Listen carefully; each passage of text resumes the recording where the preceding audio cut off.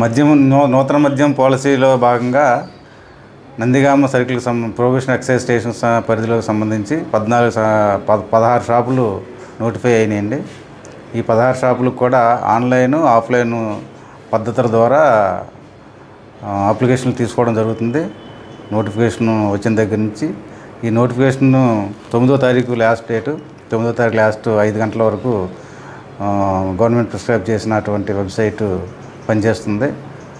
5 గంటలకే website close అయిపోతుంది. తర్వాత వచ్చిన అప్లికేషన్ స్వీకరించబడవని అన్నారు. తర్వాత దీనికి సంబంధించి ఆన్లైన్లో వచ్చిన అప్లికేషన్లు ఎన్ని పడినాయి ఏంటనేది ఎవరికి అది బయటికి వెల్లడి కావడం లేదు. ఆఫ్లైన్లో వచ్చినవి మాత్రం మా దగ్గరికి వచ్చినాయి. ఇప్పటికి సంబంధించి 75 అప్లికేషన్లు మేము రిసీవ్ చేసుకోవడం జరిగింది. దీనికి సంబంధించి 16 షాపులకి అప్లికేషన్ రావడం అయితే జరిగింది. ఇంకా నెంబర్ ఆఫ్ అప్లికేషన్స్ వచ్చే అవకాశం ఉంది. దానికి సంబంధించిన ఏర్పాట్లు అన్నీ మేము పర్యవేక్షిస్తున్నాం. ఎప్పటికప్పుడు అధికారుల యొక్క ఆదేశాల మేరకు మేము తగిన ఏర్పాట్లు చేసుకోవడానికి సిద్ధంగా ఉన్నాం. పనిగంచిప్రోలు మండలానికి 5 షాపులండి.